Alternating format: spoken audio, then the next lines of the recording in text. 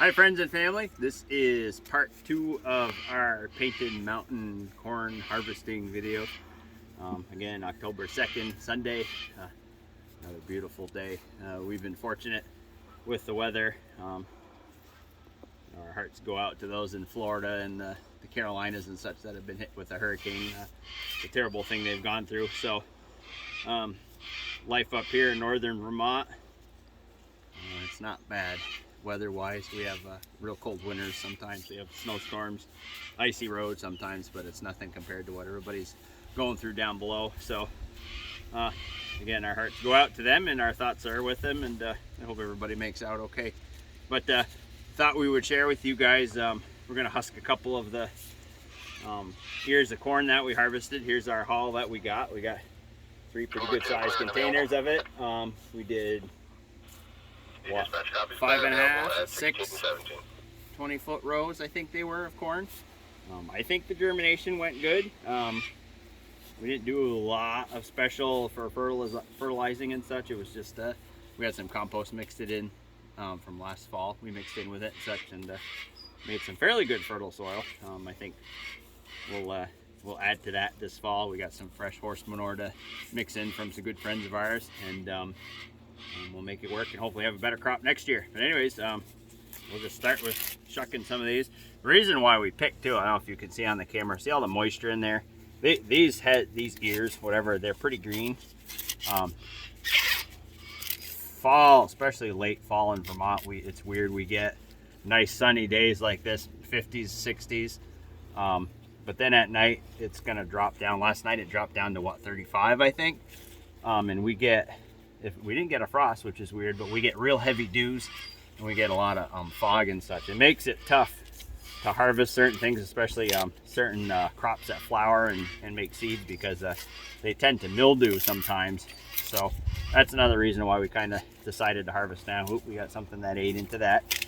We do not treat our stuff. We don't use any insecticides or anything like that. We try to go organic, technically organic practices, what have you. But anywho, here's one of the ears. Check that out. Get just the little hairs off of it afterwards and such. But check out the multicolors on that. That's pretty cool. That's pretty good and ripe, considering what it looks like. We'll finish that up at some point, get it taken care of. Here's one that's a little drier. So we had a good mix. We had some that really dried on the stalks, and then some that kind of stayed like that. There's a little, looks like we had some aphids or whatever on it, but it doesn't seem like they hurt the yields too much. You know, whatever, they got to eat too, right? Oh, look at that. This is a pretty fun corn to harvest. Ooh, we got 2 ears in there. Set some of this stuff aside to give the chickens for forage.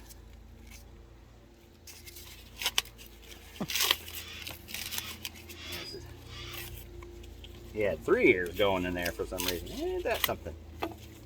But check it out. Look at the... Peel some of these husks off, make it a little easier to peel back. But look at the pattern on that, huh? That is super cool. I don't think there's anything on these little baby corns. We'll throw those to the chickens or the goats so they can have a snack.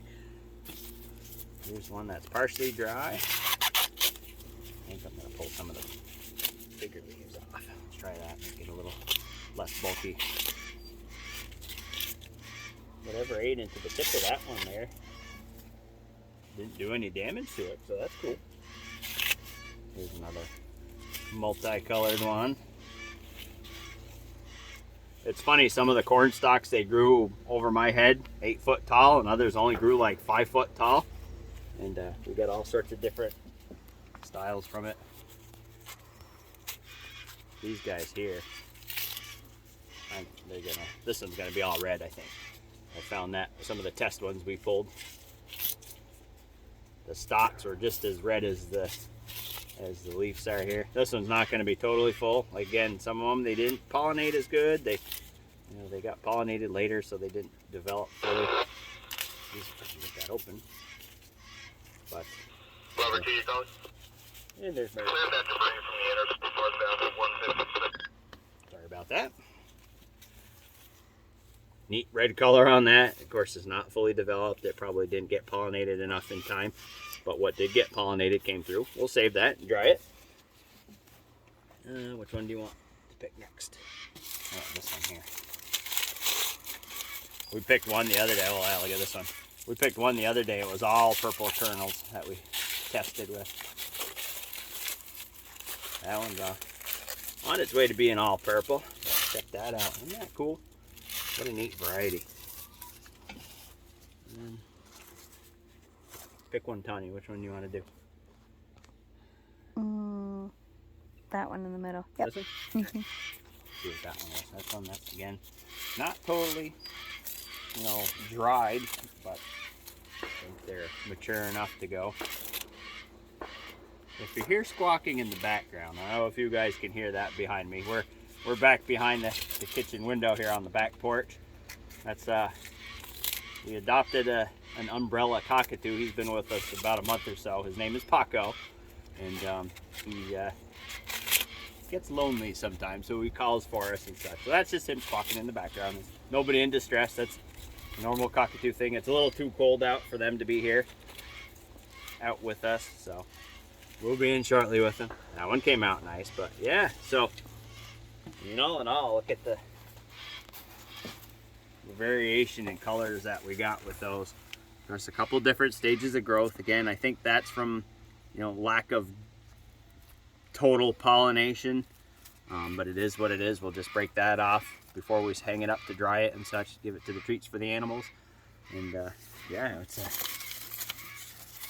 all in all, it's been a pretty fun thing. We'll do one more. Yeah, look at that.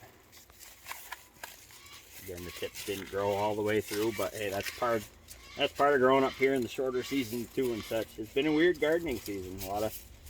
We started the spring off with real dry. It looked like we were going to be into a drought, and then we got a lot of rain, and then it got dry and rain again, so it kind of messes things up. But there's one that's pretty full. Anyways, that's our painted mountain corn harvest. We're going to get it all shucked throughout the week here. Hopefully get it done tonight actually, and into tomorrow, because if you keep the husks on this and they've got any moisture in there, it has more chance of molding and such. And any time if there's mold on drying corn, or there's a certain actually fungus that can get on it, it can get you very sick. It can be very dangerous. So we're trying to get to this as soon as we can, fast as we can, and then we got to find somewhere to hang it up in the house to dry, because we don't dare put it in the barn because there's issues with mice and such. And we did think about hanging it in the tractor shed, but we have chipmunks and squirrels around, so we don't know if they would get up and get at them. So I think we'll find a spot in the house near the pellet stove or something where it's nice and dry, and set it to dry for I think it's 4 to 6 weeks, and then should be able to knock it off the ears and grind it and make some